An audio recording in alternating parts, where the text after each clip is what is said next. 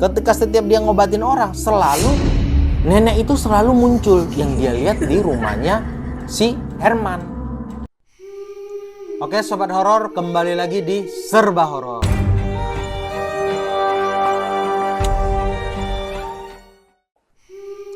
Oke sobat horor, hari ini saya akan menceritakan sebuah kisah nyata tentang seorang pemuda yang hidupnya dikuntit oleh Nini Growong.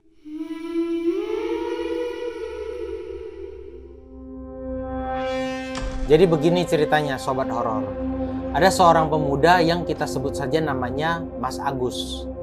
Nah, jadi Mas Agus ini adalah seorang pemuda yang hobinya adalah mabuk-mabukan. Nah, si Mas Agus ini dia orangnya nggak percaya samanya hal-hal mistis, hal-hal gaib, dia tuh nggak percaya. Nah, sampai di suatu waktu Mas Agus ini dia cuti dari kantornya. Cuti, mainlah dia ke Brebes, ke tempat temennya. Nama temennya adalah Cipto. Dia main ke Brebes. Nah, sampai di rumah temennya di Brebes. Nah, akhirnya mereka ngobrol tuh. Nah, singkat cerita, malam lah, udah nyantai kan. Udah temu kangen, ceritalah si Agus ini sama si Cipto. Dia bilang, "Tok, lu percaya nggak sih sama dunia gaib?" gitu kan. Terus kata si Cipto, "Ya, namanya kita hidup, ya pasti ada lah, namanya kita hidup berdampingan dengan dunia gaib itu pasti ada." Nah, terus si Agus ini jawab, "Gua nggak percaya gitu-gituan. Lu emang bisa buktiin kalau dunia gaib itu ada? Yang semacam ya setan jin gitu, gua tuh nggak percaya hal-hal gitu-gituan."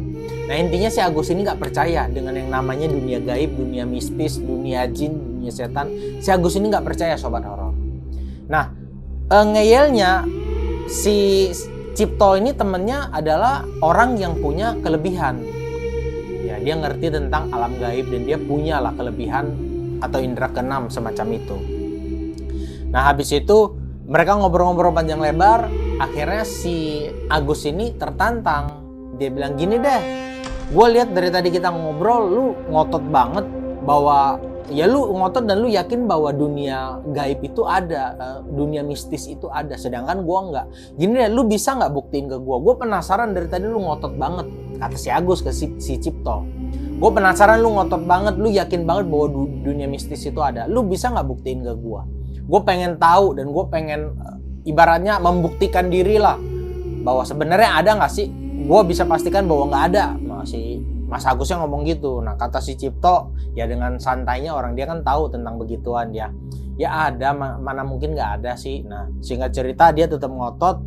"Gini deh, Tok," nah, kata si Mas Agus ke si Cipto, "lu buktiin ke gua gimana caranya kalau emang lu bisa, gua bisa punya ilmu, gua bisa ketemu, gua bisa ngelihat dan gua bisa berhubungan dengan namanya alam atau dunia gaib." Nah, terus si Cipto temennya agak sedikit ketawa gitu, kayak itulah agak meremehkan gitu. "Lu yakin mau bisa punya indera keenam atau bisa melihat, mata batin lu bisa kebuka begitu kan?" Kata si Cipto. "Ya iya, kenapa enggak?" kata si Agus kan. "Syaratnya berat loh," kata dia. Langsung dia, "Hah?" kata si Mas Agusnya kaget. "Berat? Ngapain nih?" "Wah, gua kalau yang puasa yang berat-berat gua nggak kuat nih," dalam hatinya si Mas Agus. Terus akhirnya dia nyeletuk nih si Mas Agusnya nih, "Emang syaratnya apa aja Tok?" kata dia. Mas Cipto langsung bilang, "Syaratnya gini, lu pokoknya harus bisa ninggalin yang namanya 5M. Dan lu harus bisa melakukan sholat 5 waktu. Dan nanti ada amalan-amalan yang gue kasih ke lu yang lu harus selalu amalkan itu." Kaget dong si Agus dong. Amalan apaan nih? Atau apa 5M itu apaan nih? Ditanyakan sama si Agus ke si Cipto ini. Terus akhirnya si Cipto bilang, 5M itu pokoknya lu harus hindarin yang namanya mabok. Lu gak boleh mabok. Pertama, kedua lu gak boleh maling. Ketiga lu gak boleh madon. Keempat lu gak boleh madat. Dan yang kelima lu gak boleh main. Nah, denger dong si Agus kan. Ternyata itu 5M. Itu mah gampang. Bisa gua, walaupun dia seorang pemabuk ya si Agus ya, menurut dia karena dia saking penasarannya pengen tahu tentang dunia gaib dan dia pengen memastikan bahwa dunia ini nggak ada, dunia gaib tuh nggak ada. Lu buktiin sama gua pengen tahu lu syarat apa aja. Kalau cuma 5M sama lu harus sholat 5 waktu, gua jabanin 5M, gue nggak boleh mabok, gampang gue jabanin. Gue nggak boleh maling, gue nggak boleh madon, gue nggak boleh madat, gue nggak boleh main. Gue jabanin, kok gampang. Gue pikir apaan tadi gitu kan. Sholat 5 waktu lu yakin lu sanggup, kata si Cipto kan, si Agus. Gue jabanin pokoknya sama amalan sama 5M. Oke, gue jalanin. Nah singkat cerita, udah dong, pulanglah si Agus ke rumahnya. Saking dia pengen membuktikan tentang alam gaib ini, tentang dunia mistis ini. Ini kisah nyata loh ya, sobat horor ya. Ini benar-benar kisah nyata yang terjadi.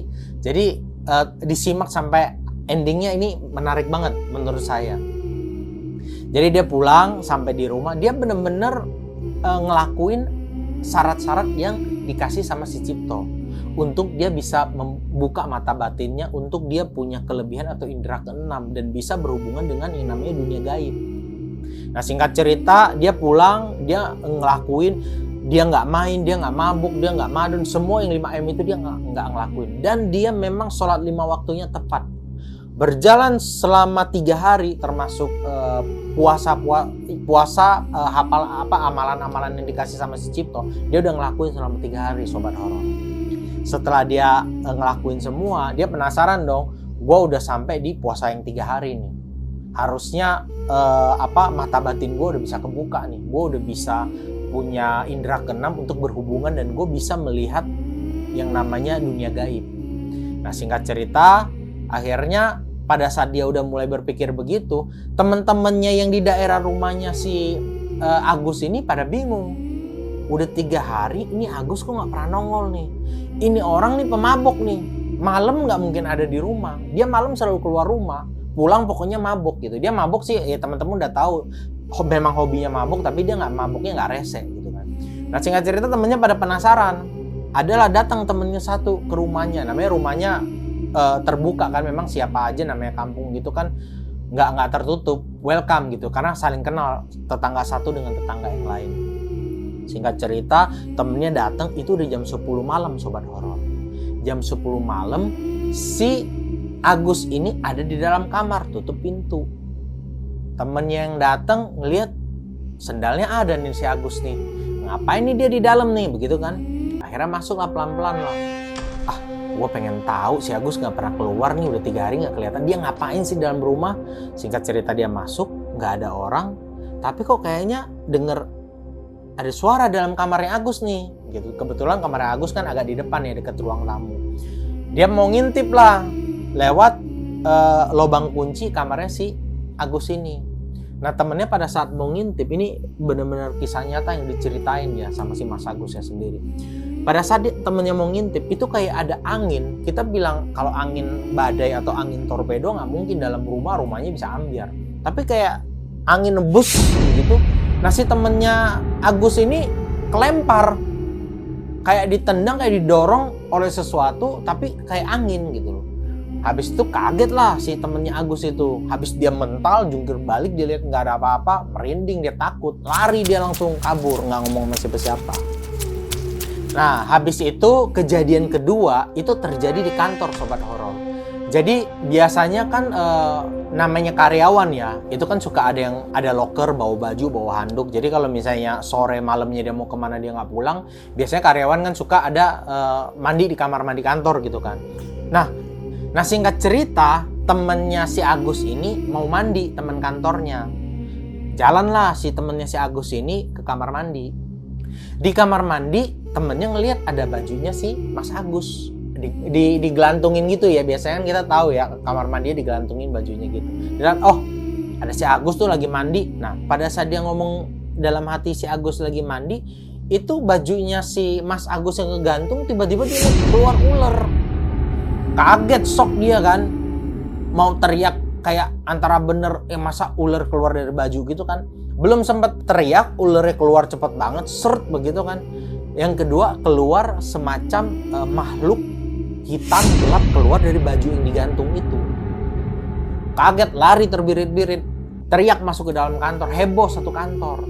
Si Agusnya kaget dong, keluar dari kamar mandi dong, udah pas kebetulan udah selesai mandi gitu kan.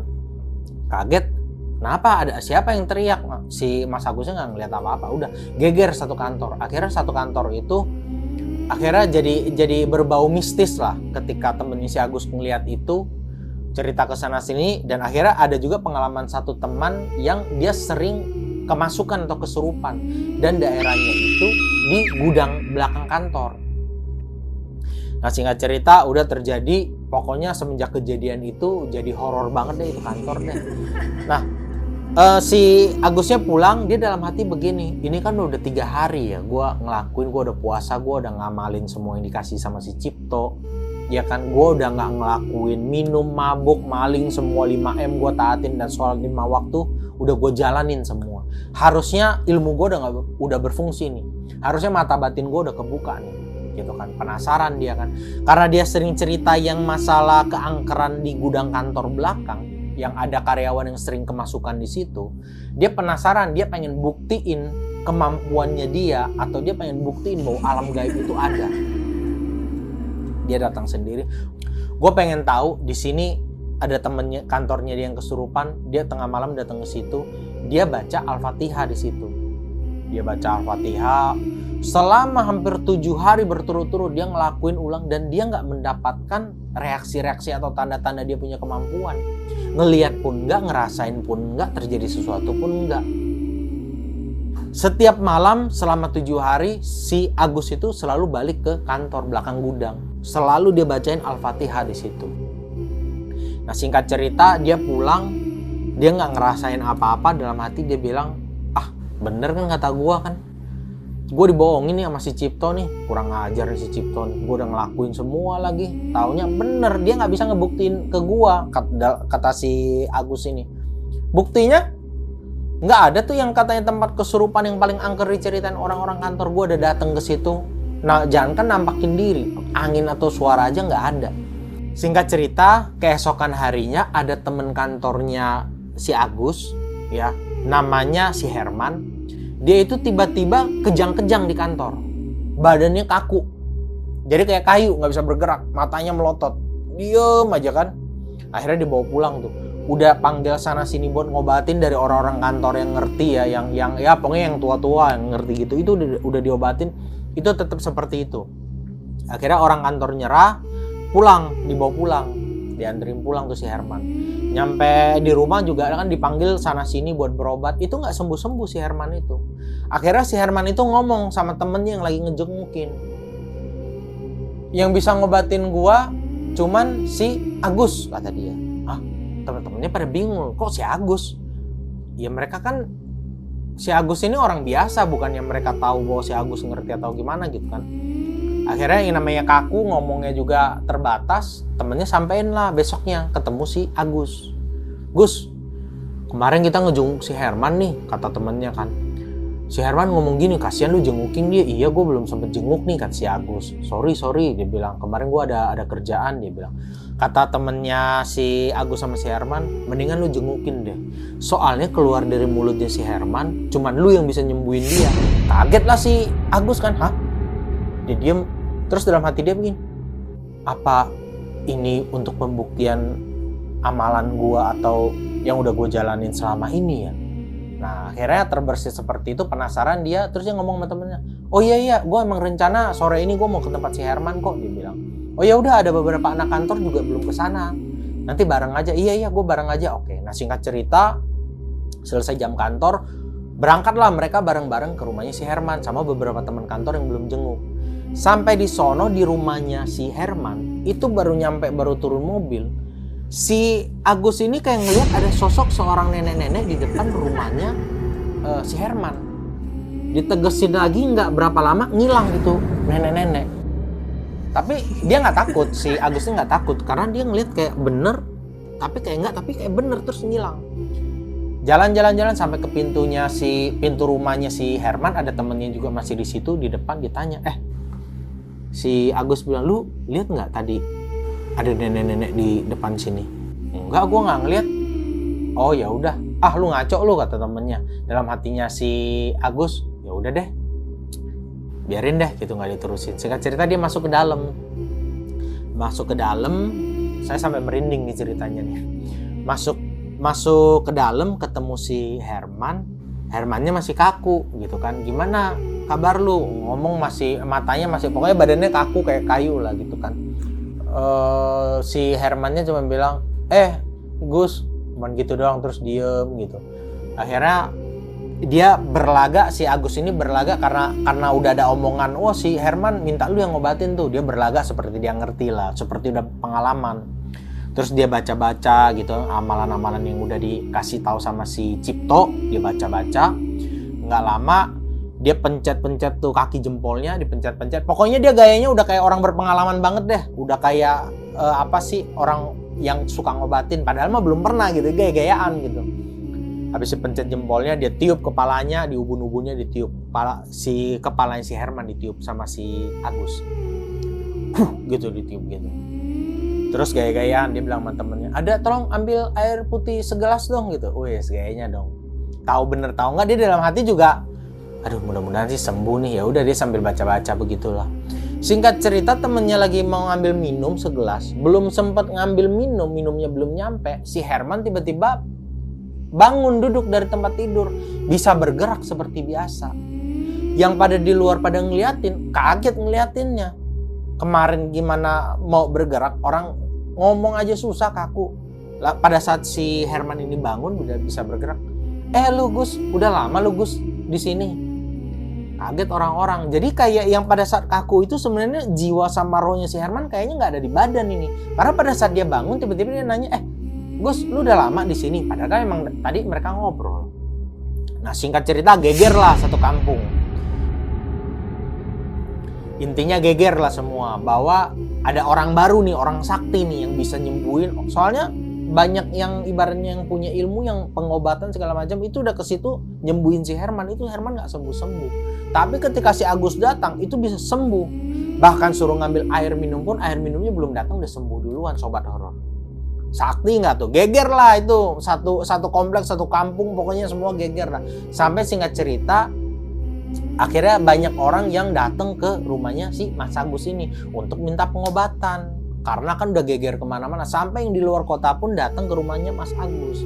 Nah, singkat cerita, ini yang bikin saya paling merinding di sini nih sobat horor. Singkat cerita gini nih. Jadi setiap dia ngobatin orang, kan udah banyak yang ngantri segala macam ya, yang datang ke rumahnya si Mas Agus. Ketika setiap dia ngobatin orang, selalu nenek itu selalu muncul yang dia lihat di rumahnya si Herman.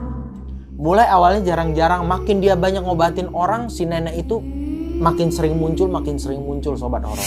Dan bener-bener si nenek ini makin lama ngikutin si Agus. Penasaran dong si Agus, ini nenek sebenarnya maunya apa sih? Nah, si nenek penampilannya ini dia cuman kayak badannya itu dari pinggang ke atas ya, itu dia nggak pakai apa-apa. Jadi yang payudaranya kelihatan itu panjang ke bawah. Ya namanya nenek-nenek kalau begitu ya kita nggak berpikiran porno ya sobat horor ya. Dia panjang ke bawah, ya nenek-nenek udah keriput gitu ya. Kita anggap memang begitu ya. Terus dia cuma pakai, ini cerita dari Mas Agusnya nih. Nenek-nenek itu cuma pakai selai kain menutupi dari pinggang sampai ke bagian, dari perut sampai ke bagian paha. Menutupi kemaluan aja. Dia pinggang ke atas dia nggak pakai apa-apa. Kurang lebih mukanya kondisinya serem banget. Nah, singkat cerita si Agus ini akhirnya suatu saat merasa nggak nyaman juga gitu kan. Merasa nggak nyaman, akhirnya dia merasa ternyata bener si Cipto, dunia goib itu ada gitu. Tapi gue kalau belum tanya, belum ngobrol, gue belum puas nih. Dia tanya dong sama si nenek ini, Nek, sebenarnya nenek siapa sih? Kok nenek selalu ngikutin saya? Nah, ini yang paling menarik sobat horor. Si nenek itu dengan ketawa yang sangat menakutkan, kayak ketawa nenek lampir aja begitu kan. Merinding langsung si Agusnya ini kan, merinding sampai keringet dingin. Habis itu nenek menjawab, jadi begini nak, kata dia, kamu tahu nggak, kata si nenek ini, kamu 7 hari berturut-turut datang ke gudang belakang kantor. Saya adalah penunggu di belakang kantor itu. Saya adalah penunggu yang sering membuat orang kesurupan di belakang situ, kata si nenek itu. Nah, habis itu bingung dong. Terus kata si Agus, kenapa nenek ngikutin saya? Saya senang, saya sampai merinding nih sobat horor. Saya senang sekali ketika 7 hari berturut-turut setiap malam kamu datang ke belakang gudang dan kamu membacakan saya surat Al-Fatihah. Saya sangat bahagia. Jadi intinya si nenek itu senang dibacain Al-Fatihah sama si Agus. Makanya si nenek ini ngikutin si Agus. Jadi yang nyembuhin orang-orang ini sebenarnya bukan si Agus, tapi si Nini Growong ini, si nenek ini. Kaget dong. Ya udah, singkat cerita dia ngobrol-ngobrol, dia udah takut. Akhirnya tidur, si nenek itu juga udah hilang. Dia mikir, mati gua nih kan. Aduh, gua nyesel nih. Gua percaya deh adanya dunia gaib gitu kok. Tapi gua nggak bisa nih begini terus. Dia nggak sanggup menerima kelebihannya dia untuk bisa berhubungan dengan alam gaib. Ya tapi kalau nyembuhin orang memang dia senang. Akhirnya dia memutuskan untuk dia pergi lagi ketemu si Cipto di Brebes. Besoknya dia nggak masuk, dia langsung izin sama bosnya. Bos, gua ada urusan. Gua mau pergi dulu ke Brebes. Dia cuti 2 hari. Singkat cerita, dia menuju ke rumahnya si Cipto. Sampailah di rumahnya Cipto. Sampai di rumah Cipto udah agak malam ya, biasa baru nyampe kan masih basa-basi, belum langsung ngomong ya. Nah akhirnya ya udah istirahat dulu bla bla bla sampai udah maghrib, biasa nongkrong depan rumah ngobrol lah. Nongkrong depan rumah apa di dalam rumah begitu, mereka ngobrol-ngobrol. Udah habis maghrib, kenapa lu kesini gitu, kata si Cipto nanya. Nggak apa-apa toh, gua udah percaya tentang alam gaib, kata si Agus. Udah percaya lu, kata si Cipto balik lagi. Terus kan lu udah gua kasih amalan semua, lu udah jalanin, lu hebat lu. Bisa semua, karena dari 100 orang itu hanya separohnya yang bisa menyelesaikan tantangan itu. Dan lu salah satunya termasuk orang yang beruntung. Nah singkat cerita si Agus ngomong gini, Tok, gua kayaknya cukup deh, gua udah percaya tentang alam gaib. Gua udah lihat, gue udah ngalamin, bahkan gue udah bisa ngobatin orang. Tapi gue sepertinya pengen jadi orang biasa aja, Tok. Tolong, Tok, lepasin lah kelebihan gue yang lu udah bantu gue dapetin ini. Gue pengen jadi orang biasa aja. Tapi kalau untuk bisa nolong orang, nggak apa-apa sih, gitu. Jadi dia mau yang mata batinnya diambil, terus yang berhubungan dengan alam gaib diambil. Tapi kalau ngobatin dia tetap mau. Akhirnya si Cipto ngomong begini, lu yakin, Gus? Lu jauh-jauh kemari waktu itu, terus lu ngotot sama gue, lu gak percaya, lu minta bisa dibukakan mata batin, lu punya indera keenam, gue udah bantu lu. Dan sekarang lu udah dapet, dan itu susah loh, gak semua orang bisa dapet kayak lu tuh orang yang beruntung. Orang yang datang ke gue minta untuk dibukain mata batin dan bisa kelebihan kayak lu, itu dari 100 orang paling cuma separohnya yang berhasil. Gak mudah itu, lu gak sayang lu mau lepas itu. Nah singkat cerita, si Agus tetap kekeh karena mungkin secara mental ya, karena kan nggak semua orang sanggup ya, sobat horor. Dia bilang nggak apa-apa deh, gue nggak mau, karena gue udah ketemu sama nenek-nenek yang sering ngikutin gue, hidup gue nggak tenang, kata dia. Diketawain lah sama si Cipto. Wah, si Cipto ketawa gitu kan. Loh, kok lu ketawa? Nih, gue kasih tahu sama lu, kata si Cipto. Nenek-nenek yang ngikutin lu. Nah, saya sampai merinding lagi nih sobat horor nih ceritanya nih. Nenek-nenek yang ngikutin lu, dia adalah penunggu kantor di belakang, penunggu gudang di belakang kantor lu. Kenapa dia ngikutin lu? Ya gue nggak tahu. Dia sih bilangnya dia seneng sama gue gara-gara bacain Al-Fatihah, kata si Agus. Si Cipto langsung bilang, iya bener. Gue tahu apa yang lu ngelakuin, karena kan memang si Cipto punya kelebihan ya. Gue tahu apa yang lu ngelakuin. Si nenek-nenek itu dia seneng dengan lu bacain Al-Fatihah. Makanya dia ingin berterima kasih sama lu. Makanya dia ngikutin lu. Dan asal lu tahu, orang-orang yang lu sembuhin itu yang ngasih penyakitnya juga si nenek-nenek itu. Supaya si nenek-nenek itu bisa nyembuhin, seakan-akan membalas budi, nyembuhin si orang yang sakit itu. Ya kayak berterima kasih lah. Gue mau balasnya gimana nih, gue seneng nih, lu bacain Al-Fatihah sama gue nih.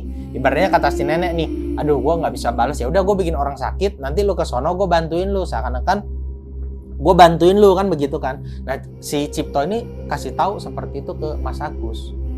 Nah oh gitu, aduh kalau gitu jangan deh, gue mendingan jadi orang biasa aja deh. Ya intinya begitulah. Nah singkat cerita, intinya pesan dari kisah nyata ini menurut saya sangat-sangat penting dan sangat-sangat luar biasa ya. Jadi intinya begini sobat horor. Setan, jin ataupun sejenisnya kalau dibacain surat Al-Fatihah aja mereka senang. Bagaimana kalau kita membacakan, kita mendoakan Nabi Muhammad, kita mendoakan malaikat-malaikat, itu mereka jauh lebih senang. Jadi pesan dari kisah nyata ini bahwa nggak ada salahnya teman-teman sering membacakan Al-Fatihah, ya bacain doa buat ibarat Nabi Muhammad, buat malaikat, buat siapapun, ya itu adalah hal yang sangat positif.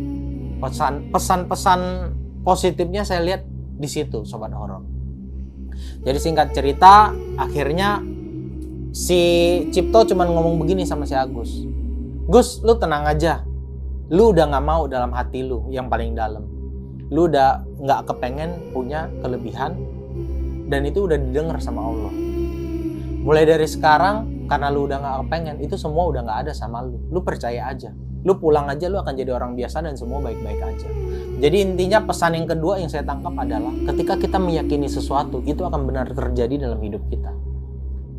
Kita yakin bahwa kita sholat rajin, kita beribadah rajin, kita yakin bahwa kita dijaga, dilindungi, itu akan terjadi sama kita. Kita yakin kita meminta rezeki itu hanya kepada Allah, hanya kepada Tuhan, itu akan terjadi kepada kita. Tapi kalau kita yakin kita minta rezekinya maunya singkat, maunya di bypass, ibaratnya lewat orang pintar, lewat pesugihan atau lewat apa, itu juga akan terjadi dalam hidup kita. Dan ingat, apa yang dikasih oleh sesuatu yang bukan dari Allah, itu akan diambil, bahkan termasuk nyawa kita sobat horor. Oke sobat horor, saya rasa cukup cerita kisah nyata tentang seorang yang kita sebut namanya Mas Agus tadi, ya, yang hidupnya dikuntit oleh Nini Growo, seorang nenek yang ternyata dia senang ya dibacai surat Al-Fatihah dan ingin berterima kasih. Cara berterima kasihnya pun salah, bikin orang sakit dulu supaya dia bisa bantu si Mas Agus ini buat nyembuhin, supaya bisa menolong. Mudah-mudahan kita semua bisa mengambil hikmah dari cerita kisah nyata ini, ya bisa menjadi berbuah baik, ya kita bisa mengamalkan dalam kehidupan kita, kita bisa tahu mana yang baik, mana yang enggak. Oke, saya rasa cukup. Mudah-mudahan teman-teman bisa mengambil poin-poin positifnya dan hikmahnya. Sekali lagi, dukung terus channel ini dengan cara klik tombol subscribe, like, share, and comment. Dan satu lagi sobat horor, kita juga punya channel kartun animasi hantu, yaitu di channel Nathan De Lauren. Nanti teman-teman bisa klik untuk linknya saya taruh di video ya. Dan satu lagi, jangan lupa untuk nyalakan loncengnya supaya tidak ketinggalan cerita kisah nyata atau cerita misteri lainnya hanya di Serba Horor.